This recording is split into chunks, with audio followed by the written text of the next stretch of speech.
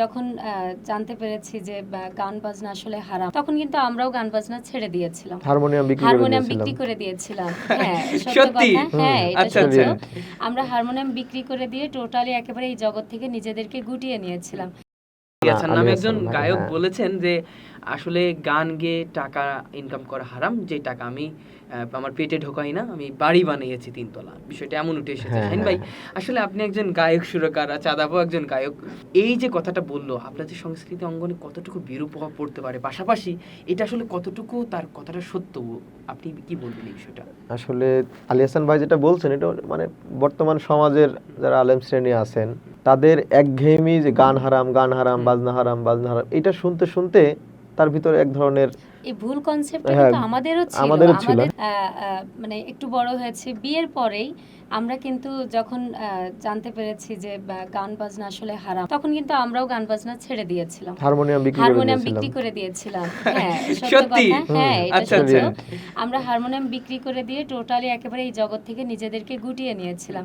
কিন্তু এক মাটি সাংস্কৃতিক গোষ্ঠীর সন্ধানে যখন আসলাম, বা তখন দেখলাম যে না, আসলে অশ্লীলতা হারাম, ইসলামে সুস্থ ধারা সংস্কৃতি করা যায়। কোনো কথা শুনি, যেমন তুমি যদি এখন বলো যে আপনি এটা করতেছেন, এটা হারাম, আমরা এটাকে হারাম হালাল তো মহান আল্লাহ নির্ধারণ করে দিয়েছেন, আমরা তো তোমার কথার উপর ভিত্তি করে এটাকে হারাম বলতে পারি না।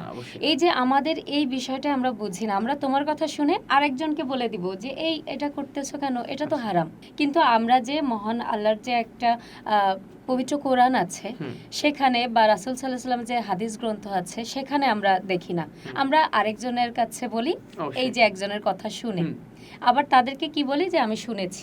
এই শুনেছি তো আসলে কোনো মানুষের মনুষ্যত্ব ফুটে ওঠে না শোনার মাধ্যমে, ঠিক আছে? সেটাকে জাস্টিফাই করা। অতএব আমাদের মনে হয় যে মানুষের উচিত যে অশ্লীল সবকিছুই বর্জন করা। হ্যাঁ, সেটা কথা হোক, সিনেমা হোক বা গান হোক, যেটা দ্বারা সমাজে মানে বিরূপ প্রতিক্রিয়া সৃষ্টি হয়, সমাজের কোনো উপকার হয় না। আর যে গানগুলা মানুষের কল্যাণের জন্য, মানুষের বিবেক, মানুষের মানে হৃদয়কে শান্তি দেয়। আমি আমার এক বসের কথা বলতেছি, আমি ওনার কাছে রিসেন্টলি যাচ্ছি পিয়ানো শেখার জন্য। তো উনি আমাকে একটা কথা বললেন, যেটা আমি আসলে শুনে খুব খুশি হয়েছি।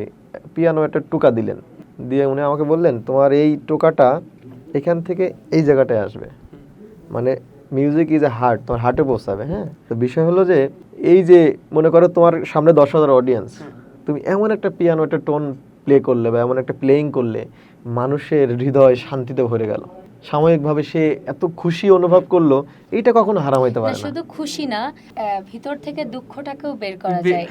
সঙ্গীত বলো বা হচ্ছে এই যে এই জগৎটা এমন একটা জগৎ, বুঝছো, তুমি যখন অনেক আনন্দে থাকবা সেটারও বহিঃপ্রকাশ কিন্তু এই যে সঙ্গীত দিয়ে সম্ভব, আবার যখন তুমি খুব কষ্টে আছো সেটারও বহিঃপ্রকাশ কিন্তু সঙ্গীত দিয়ে সম্ভব। মানে তুমি যদি নিজ জায়গা থেকে সেটা গ্রহণ করো তবেই সম্ভব, তুমি গ্রহণ করবে, আরেকজন করবে, এভাবেই কিন্তু একার পক্ষে সম্ভব না। আবার একার পক্ষে সম্ভব না দেখে যে আমিও অপসংস্কৃতিতে ডুবে যাব, নিজেকে ওই যে প্রতিষ্ঠিত করার নামে কুপ্রতিষ্ঠিত, আমি যেটাকে বলবো কুপ্রতিষ্ঠিত। আমরা চাইলে কিন্তু, যেহেতু আমার নিজের স্টুডিও, হ্যাঁ, আমি নিজে গান বানাই, আমি চাইলে কিন্তু একটা উল্টাপাল্টা গান করে, একটা গান যদি বানাই উল্টাপাল্টা, অটোমেটিক পাবলিক ফিগারটা মানে ফেস চিনে ফেলবে এই গানটা, এবার গালাগালি দিবে, উল্টাপাল্টা কমেন্ট করবে, এইটা করে করে একটা মানুষ কিন্তু দাঁড়ায় যাবে, ভাইরাল হয়ে যাবে বিষয়টা এমন। কিন্তু আমরা আসলে চাই না ওইভাবে আসলে পরিচিত হইতে। আমরা স্রোতের বিপরীতে যেহেতু দৌড়াচ্ছি বা হাঁটতেছি, কষ্ট হোক, আস্তে আস্তে একটা ভালো অডিয়েন্স দাঁড়াবে।